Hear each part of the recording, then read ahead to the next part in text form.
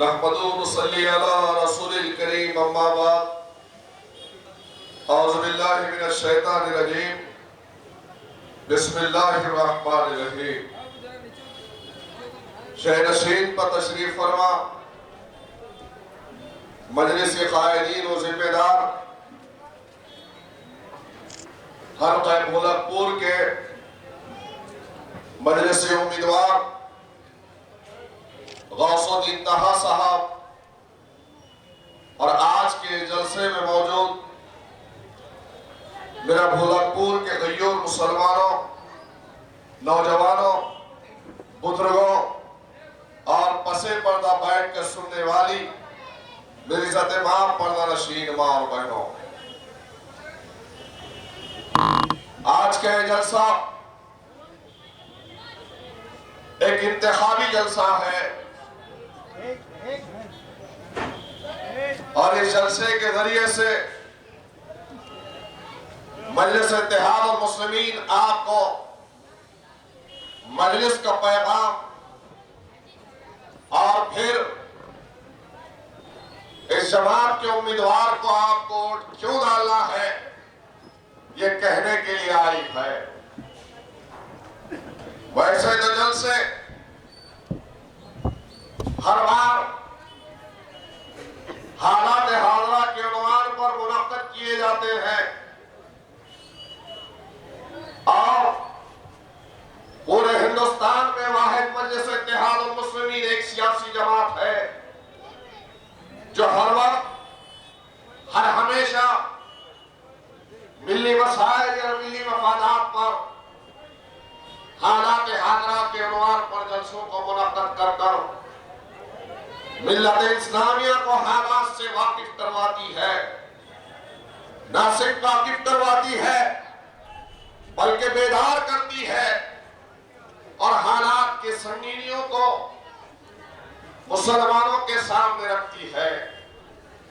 यही वजह है कि आज जो सियासी शऊर हिंदुस्तान के मुसलमानों में जागा है तो उसकी वजह यही है कि मजलिस इत्तेहाद और मुस्लिमीन ने हिंदुस्तान के मुसलमानों को बार बार ये पैगाम दिया कि हम अगर मुत्तहिदा तौर पर अमले सियासत में अगर हिस्सा लेंगे और ऐवानों में अपने नुमाइंदों को अगर भेजेंगे तो तभी हमारे मसाइल हल हो सकते हैं।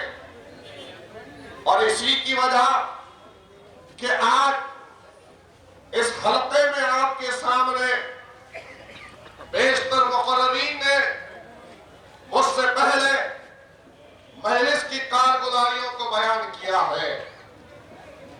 आप ये समझते हैं और बार बार यही आपको समझाना भी है कि जो ख्वानीन बनते हैं तो वो ऐवान पंचायत से लेकर ऐवान बल्दिया हो, ऐवान बल्दिया से लेकर ऐवान असेंबली हो या ऐवान असेंबली से लेकर ऐवान पार्लियामेंट हो, इन ऐवानों में ख्वानीन बनते हैं और जो ख्वानीन आपके खिलाफ बनते हैं या आपके वफादात में अगर बनते हैं तो उसके लिए बोलना या फिर उठकर खड़े रहना यह आपके नुमाइंदों की जिम्मेदारी होती है। आज मजलिस इत्तेहाद और मुस्लिमीन बार बार अपने जलसों से मुखातिब कर कर सामाईन को यही समझा रही है कि आपको अपने कीमती वोटों का इस्तेमाल मुलकपुर की सरजमीन पर रहने बसने वाले मुसलमानों को अगर मजलिस के हक में करना है तो क्यों करना है? इसलिए कि आपका एक एक वोट कीमती है और इन वोटों की वजह से आपका नुमाइंदा मुंतखब होकर ऐवान बल्दिया में जाकर मुलकपुर की आवाज बनता है और इसी आवाज पर यहाँ के बल्दी मसाइल हल होते हैं और हल किए जाते हैं। आज आप लोग सोच रहे होंगे कि आज मजलिस इत्तेहाद और मुस्लिमीन बार बार अपने जलसों के जरिए से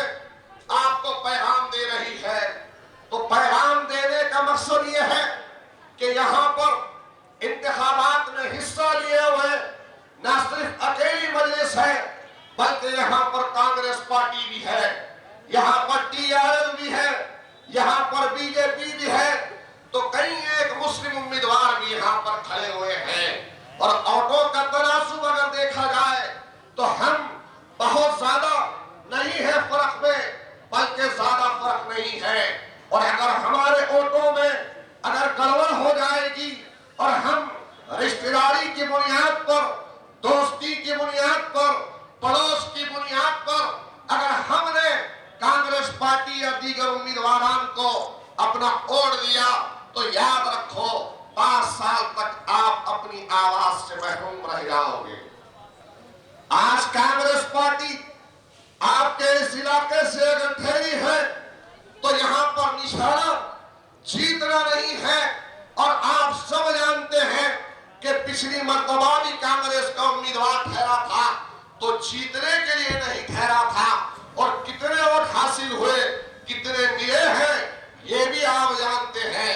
अरे होना तो ये चाहिए था कि अपने दिल को वसी कर अपने मुसलमान भाई के हक में खड़ा रहता और ये कहता कि मैं BJP को हराने के लिए अपने आप को पेश कर रहा हूं और अपने भाई का साथ देकर गोरखपुर की सरजमीन से यहां पर एक मुसलमान को जिताना चाहता। लेकिन आज भारतीय जनता पार्टी के इशारों पर कांग्रेस का उम्मीदवार यहां से ठहरा है, और वो कांग्रेस का उम्मीदवार ठहर कर यही चाहता है कि किसी ना किसी तरीके से मजलिस इत्तेहाद उल मुस्लिमीन को यहां पर शिकस्त का सामना करना पड़े। लेकिन अल्हम्दुलिल्लाह आप खूब जानते हैं कि मजलिस इत्तेहाद उल मुस्लिमीन का वोटर और भोलकपुर की अवाम, यहाँ की अवाम बड़ी होशियार है, समझदार है। और इससे पहले भी आपने समझदारी का मुजाहरा करते हुए भोलकपुर की सरजमीन से मजलिस इत्तेहाद उल मुस्लिमीन पतंग के निशान को लहराकर ये साबित कर दिया कि कांग्रेस, TRS, BJP ये सब की सब फिरका परस्त जमातें एक अकेले मजलिस को हराने के लिए भोलकपुर से लड़ रही है।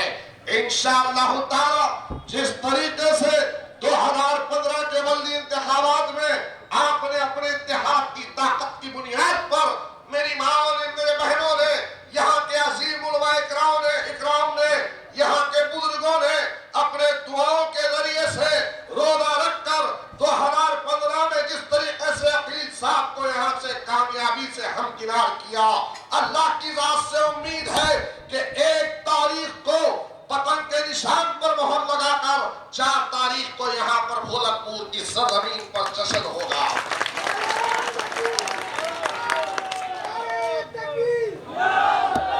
क्योंकि आज यहाँ का इलेक्शन सिर्फ भोलकपुर तक महदूद नहीं है। मेरे प्यारे मुसलमानों, याद रखो एक एक सीट की जरूरत होती है, एक एक सीट की जरूरत होती है, और उस चीज को हमको याद रखना है। जो लोग हमारे गैर समझदारी का काम कर रहे हैं, कुछ लोग ऐसे भी हैं जो कांग्रेस में वो ये नहीं जानते कि हम क्या कर रहे हैं, कितना बड़ा गुनाह हमसे हो रहा है। वो हमारी माओं को, बहनों को 200-500 रुपए का लालच देकर घरों घर फिरवा रहे हैं और वोटों को खरीदने की कोशिश कर रहे हैं। याद रखो मुसलमानों, एक वोट ये एक आपकी अमानत है। इस अमानत का सही हक तो ये है कि जो आवाज आपके लिए उठती है, जो हायर आपके लिए लड़ता है, आपका अखलाकी फरीजा है, उन पैसों को लात मारकर उस क़यादत का साथ दो। आज हिंदुस्तान में ईमानदारी और दयानतदारी के साथ अपने दिल पर हाथ रख के बतलाओ और ढूंढते हो तो अपने दिलो दिमाग से कि हिंदुस्तान में कोई ऐसा लीडर या कोई ऐसा हायर है जो जमकर ललकारते हुए अगयार की आंखों में आग डालकर मुस्लिम मसाइल पर बात करता है। योगी बोलता है तो कौन जवाब देता है? गिरिराज बोलता है तो कौन जवाब देता है? लाल कृष्ण आडवाणी का जवाब कौन देता है? उमा भारती, प्रवीण तोगड़िया, मोहन भगवत, फिर मोदी, योगी, ये जितने फिरका परस्त अनासिर हैं, ये जब कभी भी मुसलमानों के खिलाफ बोलते हैं, चाहे मुसलमानों को जेलों में डालने की बात हो, या 3 तलाक की बात हो, या CA/NRC की बात हो, फिर बाबरी मस्जिद हमारे अल्लाह के घर को शहीद कर कर उसके ऊपर जो फैसला आया, उस पर जो बहस और मुबाहिसा हुआ, या फिर अखलाक को मारा गया, तो किसने आवाज उठाई? तबरेज आलम हैदराबाद का नहीं था, अखलाक उत्तर प्रदेश का था, मोहसिन वहां पर पूना का सोलापुर महाराष्ट्र का था। लेकिन इन सब के लिए आवाज किसने उठाई? क्या महाराष्ट्र में मुस्लिम लीडर नहीं था? क्या उत्तर प्रदेश में मुस्लिम लीडर नहीं था? क्या कर्नाटक में, झारखंड में, बिहार में मुस्लिम लीडर नहीं था? थे, लेकिन सबकी जबानें खामोश थी। अरे आवाज उठती है तो आपके हैदराबाद दारुस्सलाम से आवाज उठती है। क्या ये हैदराबाद के भोलापुर के गयूर मुसलमानों, क्या ये तुम्हारे लिए फख्र की, एजाज की बात नहीं है? अरे ऐसी क़यादत पे कुर्बान जाए, ऐसी क़यादत पे कुर्बान जाए जो दिन रात उम्मत मुस्लिमा की फिक्र में। सोचो मेरे प्यारे मुसलमानों, आज बहुत लीडरान है, RJD में मुस्लिम है, NCP में मुसलमान है, कांग्रेस में मुसलमान है, समाजवादी में मुसलमान है, जितनी पार्टियां हैं कुछ कुछ उसमें मुसलमान है। लेकिन मुसलमान है तो कैसे है कि जो आका का हुक्म आता है गर्दन हिलाते हैं, मुस्लिम मसाइल पर जुरातमंदी का मुजाहरा नहीं करते। फिर क्यों कर उनको और दे?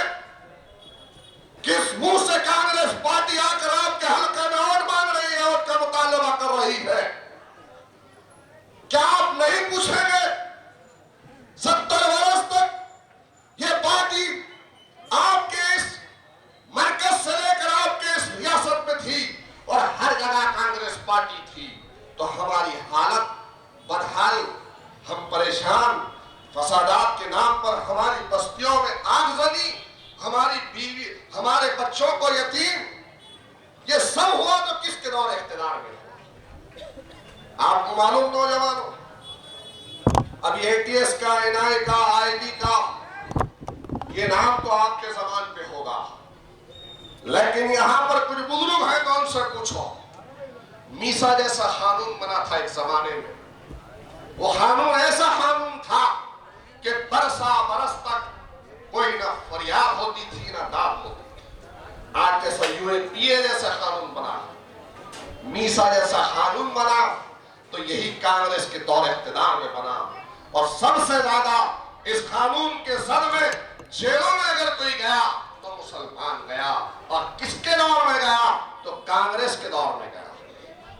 रासुका जैसा कानून बना, फिर से दिल्ली सरकार ने रासुका जैसा कानून ऐड किया। बनाने वाला कौन था? यही कांग्रेस पार्टी। जेलों में रासुका में कौन गया? मुसलमान गया।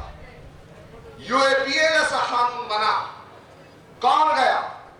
मकोका जैसा कानून बना, कौन गया? कि जितने खवानी जो बरसों तक इनकी फरियाद नहीं होती, ये किसके जमाने में बने? तो दौरे हाजिर के मुसलमानों, उठा के देखो, मुताला करो और अपनी तारीख से वाकिफ हो जाओ कि जब कभी मुसलमानों ने आवाज उठाई तो इन कानून की जद में उठाकर उनको जेल में डालने का काम अगर किसी ने किया तो यही कांग्रेस पार्टी ने किया। बोलो, अभी ये महीना खत्म हो जाएगा, दिसंबर का महीना आने वाला है, 6 दिसंबर, हिंदुस्तान की तारीख का वो सिया दिन जो हम कभी नहीं भुला सकते, जिनके सीनों में धड़कता हुआ दिल है, जर्रा बराबर अगर ईमान है तो वो ईमान की हरारत इस बात से उसको वाकिफ करवाएगी, याद दिलाएगी कि हाँ, इसी सरजमीन हिंदुस्तान में 6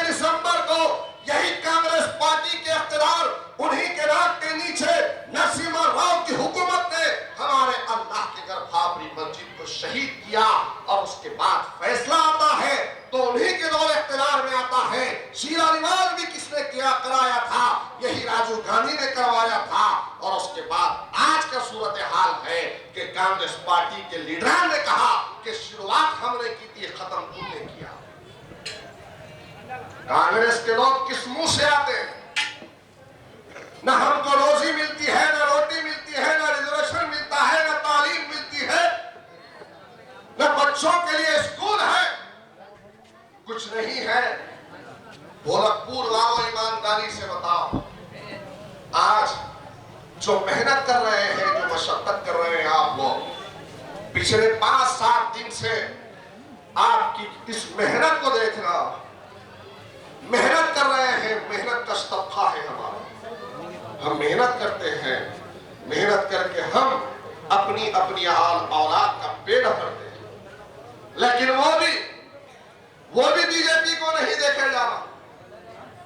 नोटिसेस निकाल रहे, नोटिसेस, पॉल्यूशन बोर्ड कंट्रोल से नोटिसेस हटाओ, यहां से प्लास्टिक वालों को हटाओ, इनको हटाओ, उनको हटाओ। अरे यहां ना प्लास्टिक वाले हटेंगे, ना यहाँ के हमारे मुस्लिम व्यापारियों का जो कारोबार है वो नहीं हटेगा, कुछ नहीं हटेगा। जो हमको हटाने आएगा, हमारी क़यादत उसको हटा देगी इंशाअल्लाह।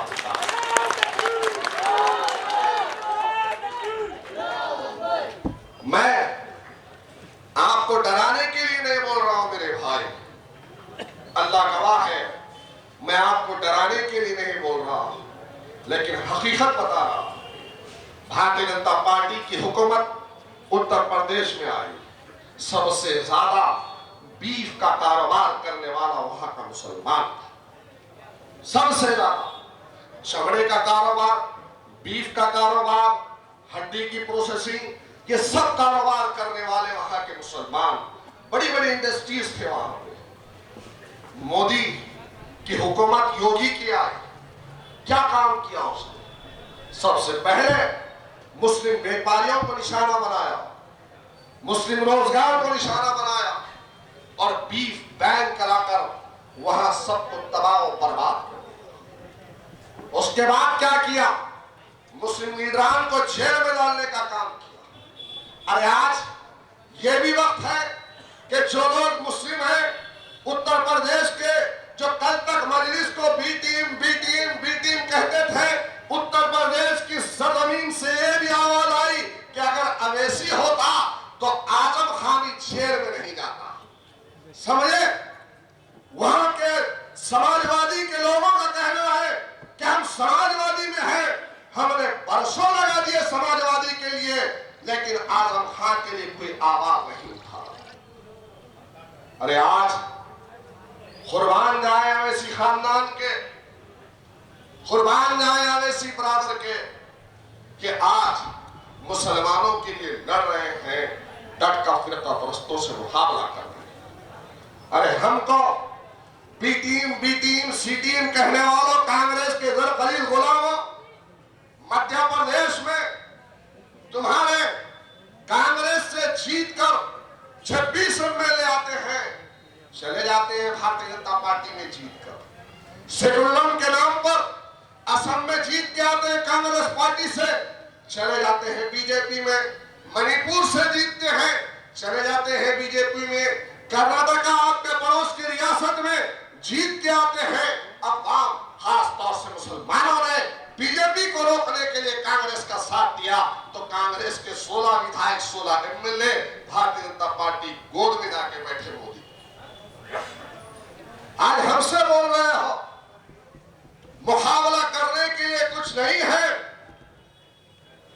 तो फिर एक ही बात नजर आती है, ओवैसी एमआईएम, ओवैसी एमआईएम। अरे कब तक बोलोगे, कब तक बोलोगे? और यहां बीजेपी क्या कर रही है? बीजेपी फिरका परस्तों को एक जगह जमा करने के लिए संघ परिवार, मोहन भागवत, आरएसएस के लोग, बीजेपी के लोग मैनिफेस्टो में मोदी की फोटो नहीं डाले, वो टकले की फोटो नहीं डाले। टकला बोले तो समझते ना कौन है? जरा जोर से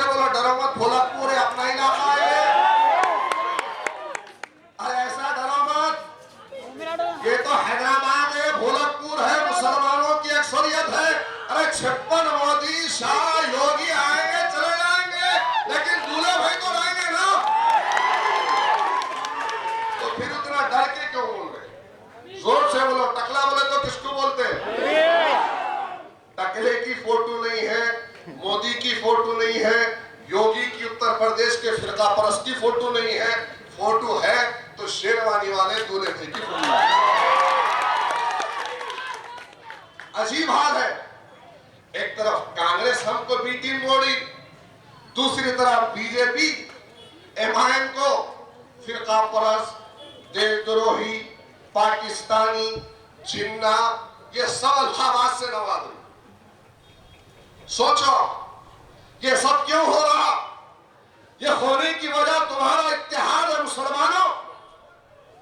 तुम पूरे हिंदुस्तान में इस बात के लिए तुमको फख्र करने की जरूरत है कि हिंदुस्तान में इत्तेहाद का मुजाहरा किसी जमात ने किया तो मेरे से इत्तेहाद मुस्लिमीन ने किया, तुमने किया हैदराबाद के तेलंगाना के मुसलमानों ने।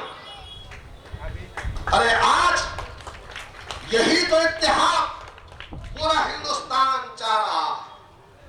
दारुस्सलाम में किसी वक्त में सिर्फ तेलंगाना हैदराबाद के लोग आते थे, लेकिन आज तुमको फख्र करने की जरूरत है, तुमको खुश होने की जरूरत है, तुमको सर और गर्दन ऊंचा करके फिरने की जरूरत है, क्योंकि आज तुम्हारे इत्तेहाद पर सलाम करते हुए कर्नाटक का मुसलमान हैदराबाद का रुख कर रहा है, बिहार का मुसलमान दारुस्सलाम का रुख कर रहा है, उत्तर प्रदेश का मुसलमान रुख कर रहा है तो हैदराबाद का कर रहा है, महाराष्ट्र का मुसलमान हैदराबाद का रुख कर रहा है, बिहार का मुसलमान हैदराबाद का रुख कर रहा है, और इंशाअल्लाह ताला आने वाले असेंबली में वेस्ट बंगाल का मुसलमान भी हैदराबाद का रुख करेगा और वहां से अल्लाह हमको कामयाब करेगा। क्योंकि मेरे भाई हैदराबाद के मेरे भाइयों मुसलमानों, आपने अजीम और आपने बहुत बेहतरीन फैसला लिया था मुल्क की आजादी के बाद। वो फैसला शायद उस वक्त के लोगों को जो हैदराबाद से हटकर है समझ में नहीं आया होगा, लेकिन आज दुनिया मान रही है कि फख्र मिल्लत रहमा का फैसला जिसकी आवाज किया था उस आवाज पर पूरी दुनिया आज कायल है, पूरा हिंदुस्तान। कौन आवाज उठाता है मेरे भाई? कौन उठाता है? कौन है हमारा हिंदुस्तान में? अरे आज टीवी डिबेट पे अच्छे अच्छों को छिक्का छुड़ा देते हैं ओवैसी साहब, जो बैठता है परेशान हो जाता है, बड़बड़ाता है, बात करने नहीं आती। क्यों? क्योंकि अल्हम्दुलिल्लाह अल्लाह ताला ने सारी सलाहियतों से असदुद्दीन ओवैसी साहब को नवाजा। ये गरीब मुसलमानों की दुआएं हैं, उनके गम की आवाज है। आज असदुद्दीन ओवैसी साहब मुसलमानों की हिम्मत और हौसला है। आज हमको फख्र करने की जरूरत है कि हैदराबाद में अल्लाह तबारक व तआला ने ऐसे खानदान को पैदा किया, जन्म दिया, जो आज पूरे हिंदुस्तान की नुमाइंदगी कर रहा है। क्या ये हकीकत नहीं है मेरे भाई? क्या हकीकत नहीं है? आप बोलो कि बीजेपी, शिवसेना, अभिनव भारत, राम सेना, विनय कटिया, परवीन तोगाड़िया और फिर ठाकरे महाराष्ट्र में, ठाकरे भी बहुत बोलता था ठाकरे। हिंदुस्तान की पाकिस्तान, खबरस्तान के मुसलमान, मोहन भागवत, आरएसएस के लोग सब बोलते थे, और ये जब बोलते थे तो हमको तकलीफ होती थी कि हमारी तरफ से भी कोई बोलने वाला खड़ा हो। अल्हम्दुलिल्लाह आज बोलने वाली आवाज, और ये जब आवाज बोली, ये आवाज खड़े हुए, अकबर साहब ने जब बोलना शुरू किया तो ये किरण जो कांग्रेस की आखिरी किरण थी, अकबर साहब को जेल में डाले नहीं डाले। हुकूमत किसकी थी? किसकी थी? कांग्रेस की हुकूमत थी ना, थी कि नहीं? और हमारे कायद को जेल में अगर किसी ने डाला तो किसने डाला? बीजेपी, मोदी, गिरिराज, ठाकरे, योगी सब बोले तो कभी कोई मुकदमा दायर नहीं होता, कभी इनके खिलाफ में कुछ नहीं होता, और जब अकबर साहब ने एक मर्तबा बोले तो उनको जेल में डाला गया। वाह, क्या कानून है हम आह भी करते हैं तो हो जाते हैं बदनाम, वो हद भी करते हैं। ऐसा हाल हो, लेकिन डरने और घबराने की जरूरत नहीं मुसलमानों। अरे कल तक अल्हम्दुलिल्लाह कोई नहीं था, लेकिन आज हमको हौसला और हिम्मत है। हमारे पीछे जमात की ताकत है, हमारे पीछे हमारे रहनुमा की ताकत है, हमारे पीछे एक हौसला है। चट्टान की तरह से खड़े हुए हमारे कायद अलहाज बरसुद्दीन अवैसी साहब है या नहीं है? हमको फख्र होता या नहीं होता? आज सुबह पैदल दौरे में एक के ऊपर एक गिर जा रहे थे, भाग रहे थे। असद साहब एक सेल्फी होना, असद साहब एक फोटो होना, हाथ मिलाने के लिए जा रहे। एक बुजुर्ग है, मुझे बोले मुझे कुछ भी करके असद साहब के साथ एक फोटो हो। ये मोहब्बत कैसी है मेरे? ये दीवानगी है तो क्यों है? ये दीवानगी, ये मोहब्बत, ये जोश, ये वलवला, ये ऐसे नहीं आता। ये आता है तो कई कुर्बानियों को देने के बाद। वो मोहब्बत अल्लाह ने डाली है। ये मोहब्बत कांग्रेस वालों तुम नहीं निकाल सकते। सुन लो बीजेपी वालों, तुम इस मोहब्बत को खत्म नहीं कर सकते। ये मोहब्बत जिंदा है और तब तक जिंदा रहेगी इंशाअल्लाह ताला, जब तक हमारी क़यादत जिंदा है। और इस क़यादत को कभी खत्म होने भी नहीं देना है इंशाअल्लाह ताला। मजलिस इत्तेहादुल मुस्लिमीन, कान खोलकर सुन लो। ऐ कांग्रेस के सरखरीद गुलामों, भोलापुर से मजलिस जीतेगी, जीतेगी और बड़ी अक्सरियत के साथ इंशाअल्लाह ताला। यहाँ की फिजाओं में मजलिस का परचम लहराएगा, यहाँ की फिजाओं में पतंग ही पतंग होगी। ये खूनी पंजाब, ये कीचड़ का कमल, ये कुछ नहीं आने वाला है। ये जो बन गाड़ी है वो मोटी नाक वाले की, वो भी नहीं चलने वाली है, वो भी नहीं चलने वाली है। ना बन गाड़ी, ना कीचड़ का कमल, ना ये खूनी पंजाब। चलेगा तो क्या चलेगा? बताओ, ऐसे बताओ, ऐसे बताओ जरा चला के। और फिर सुनो, आगे सुनो, कैसे चलाना है पतंग को। डरना नहीं है, घबराना नहीं है। असद साहब का दिमाग, अकबर साहब की डेयरिंग और भोलापुर में सिर्फ खींच ही खींच लेना है। ऐसे पतंग उड़ाना है। उड़ाएंगे ना इंशाअल्लाह ताला, उड़ाएंगे इंशाअल्लाह। हाथ उठा के पीछे की सब तक कहो कि इंशाअल्लाह मजलिस इत्तेहादुल मुस्लिमीन का हम लोग साथ देंगे, सब साथ देंगे इंशाअल्लाह।